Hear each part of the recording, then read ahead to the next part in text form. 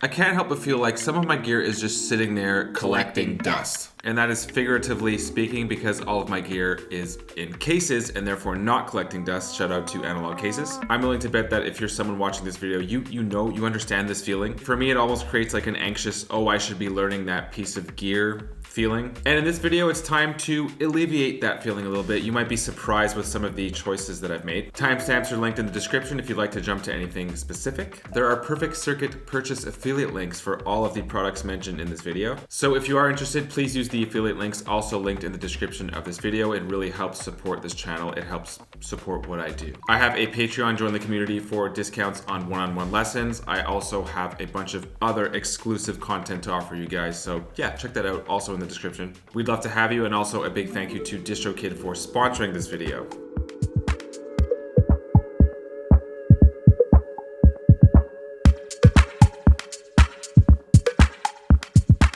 So we're going to start with the OG OP1. I might actually have a hard time selling this thing because the market is just flooded with them at this point. This is obviously because people who have bought the Field are now looking to get rid of their OG OP1, much like myself. This is a move that I'm making. To me, this makes total sense. I now have an OP1 Field that is better in like every single way. They didn't change any core things from the OG to the Field. They just improved vastly on it. There's a new effects, new samples, as well as a new synth engine. Better MIDI compatibility, the graphics are better and much more descriptive. Everything is now in stereo, which I think was a pretty big limit with the OG OP1. That was always a bit of a bummer. In fact, here, let me just pull out the Field just to give you a little comparison on the difference between these. I mean, they look pretty much the exact same size. The Field is a little bit thinner. Obviously, all future updates will be on the OP1 Field, and the OG OP1 is just going to be left in the dust. In my mind, the only reason to hold on to the OG OP1 is because maybe it'll be worth more in the future. It'll become like a vintage synth.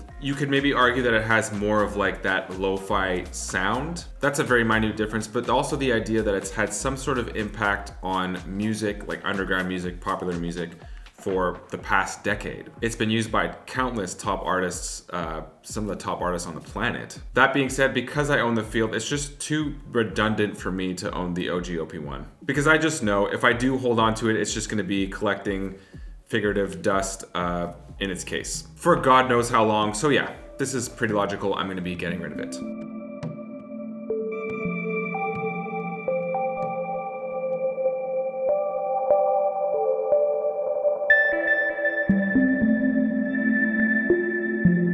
Getting rid of another TE synth, the OPZ. I still actually love the OPZ. It served me well for years. And I actually recently did, I guess at this point you can consider it a farewell video on why I think the OPZ is so great. This is like the gateway instrument that started this whole synth journey, everything for me. This tiny little channel changer looking thing inspired a studio full of gear. And so that kind of says it all. I would actually argue that it's one of the strongest gateway synths or groove boxes in the game, and it even holds up at like an intermediate or advanced level. But I'm stepping more into the live performance realm these days, so you know, traveling to a venue or something like that. So in that case, you really do need gear that's durable and reliable. And even if that isn't your situation, if you're just playing from home, it's still good to have durable gear that's gonna last long. Although I have had the OPZ for a while now, for maybe 4.5, 5 years, the build quality is just not comparable to, I don't know, let's say something like Electron products. In a live like DAWLESS performance setting, you see Electron gear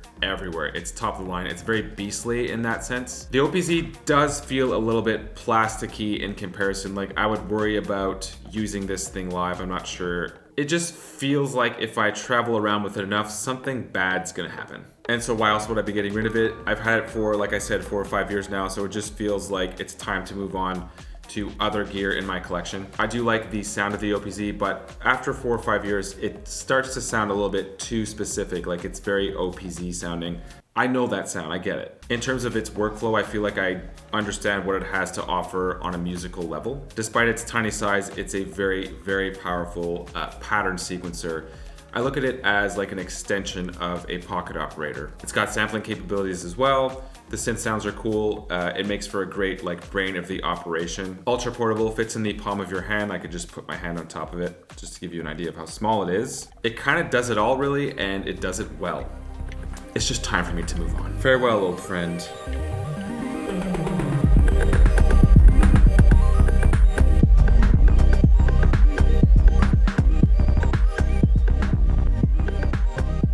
SB404SX. This is another one that I think you'll agree makes total sense for me. I own the Mark II at this point. I've also done a ton of Mark II content. Here's a video on the latest update, actually, if you're interested in that. Again, as you'd expect, the jump from the SX to the Mark II is like, it's like light years ahead. In fact, here I'll pull out the Mark II just to do like a size design comparison. Interestingly enough, the comparison from the OG OP1 to the Field is kind of the same as the SX to the Mark II.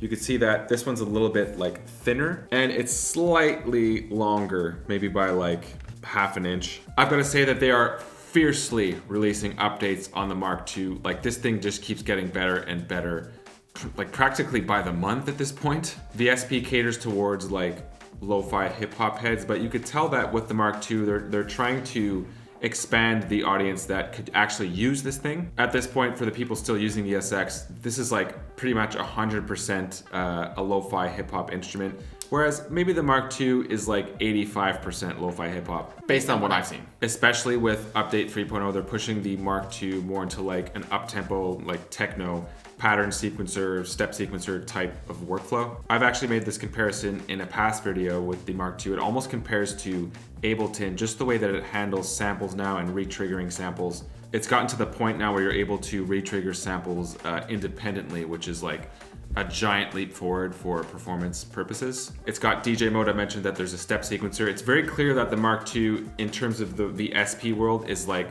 Roland's main focus at this point. It's very hot. Much like the 303 to the 404SX, there's like some quality and effects changes from one unit to the next. Same thing going to the Mark II. That being said, the Mark II, in terms of effects, pretty much covers everything that the SX has to offer. But if you want to get real nitty-gritty about it, there's obviously going to be slight differences in the sonic quality between all of the units. So if you're really hardcore about that sort of thing and you think that it makes some sort of difference in your creative process, it might be a good idea to own all three of them for different reasons, for different qualities. It sort of makes me think of that like purist Jay Dilla argument that you hear a lot, because he used the 303 along with like a vinyl recorder or something while he was in the hospital, and he recorded some of his greatest music with that setup. So because of the way that the 303 is tied into the culture, these purists see that as like GOAT status instrument. But you gotta keep in mind that that was in the early 2000s by today's standards. I tend to disagree. I mean, let's be real. If Dilla was in the same situation in 2023, he'd probably be using the Mark II and like a laptop, or just a laptop.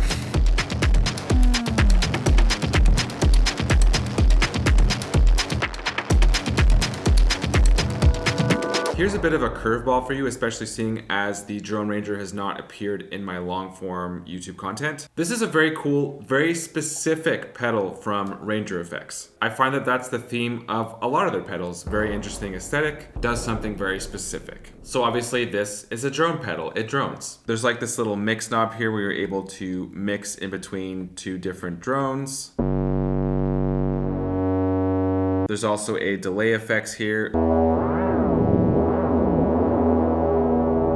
There's a mono input for whatever instrument you want to play over top of the drone.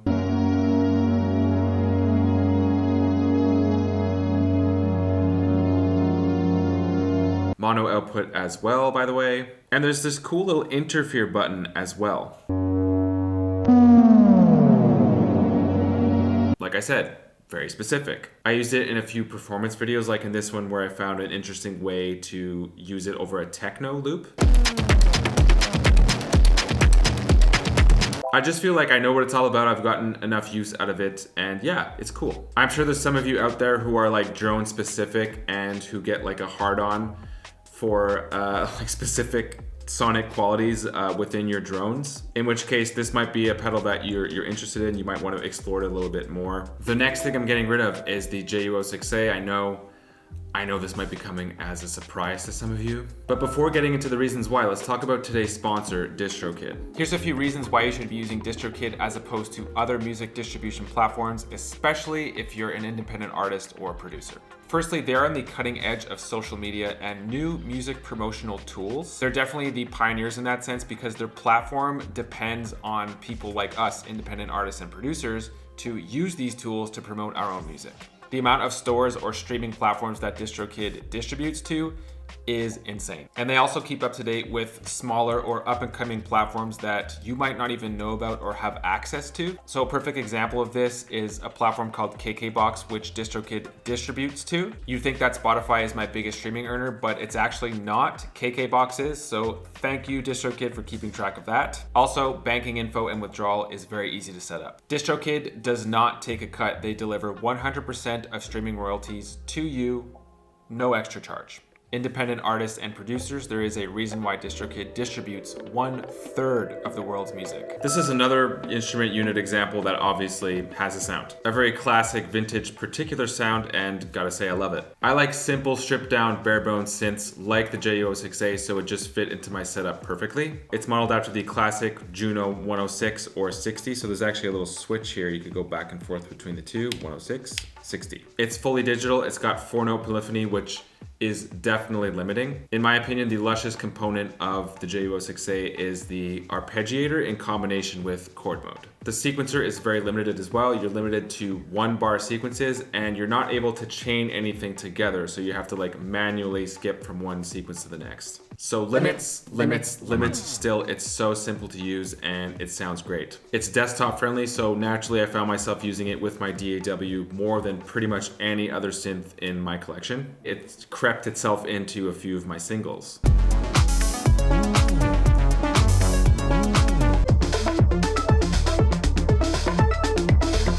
This might be debatable depending on who you ask, but a lot of people have mentioned that it sounds plasticky. I guess some people equate digital sound to sounding like plastic, in which case I sort of do understand where you might be coming from. And I do admit that if your envelope and cutoff frequency are just totally open, it can sound pretty harsh, especially in the high end.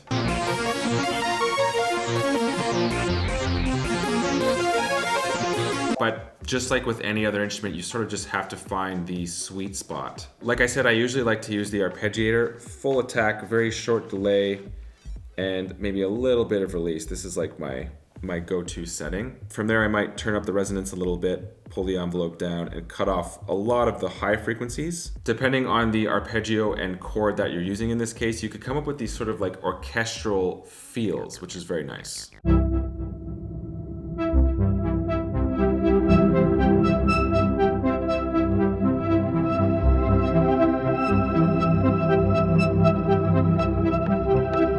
I'm getting rid of it for similar reasons as I mentioned with other units. I've had it for a while now. It's really like seeped its way into a lot of my music. I know what it could do, I know exactly what it sounds like, and I don't really find myself reaching for it anymore. So it's time for something new. If you guys have a suggestion for some other Roland boutique, let us know in the comments. I'll rapid fire through a few other things that I'm gonna be getting rid of that didn't necessarily deserve like a full slot in this video. I'm actually on the fence and considering getting rid of my Tascam Porta Studio 424 Mark II, which is a cassette recorder. I'm all about the cassette life. I love it. The only thing is that it's given me so many technical issues that I just can't deal with it. I personally have actually had a hard on for the Porta 1 these days as well, so I might just like fix up the 424 Mark II and reinvest for the Porta 1. I'm also interested in some smaller cassette players as well, something more portable. So if you guys have any links or suggestions for that, let us all know in the comments. Korg oscilloscope is another one that is part of my collection. I haven't really used that much. Because of the direction that I've gone in, I don't feel that it's that useful to me right now. It's just been sitting in a box. And then at the bottom of the list, we have a few donor pedals. These are pretty meh, to be honest.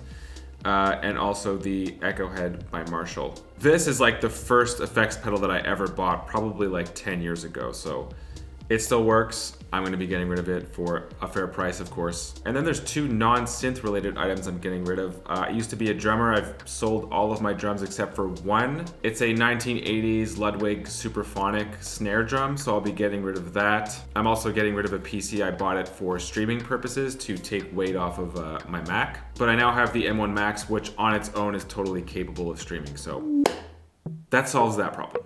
That pretty much covers it, guys. If you have any questions or comments, let us all know in the description of this video. Reminder that I also have a Patreon. I'm offering discounts on one-on-one lessons, as well as tons of exclusive content available to you if you're a patron. Affiliate links for most of the gear mentioned in this video is in the description as well. So if you're interested in that, use those links to buy those products because I make a small commission from that. It helps a lot. Smash the old subscribe button and hope to see you guys in the next one. Cheers.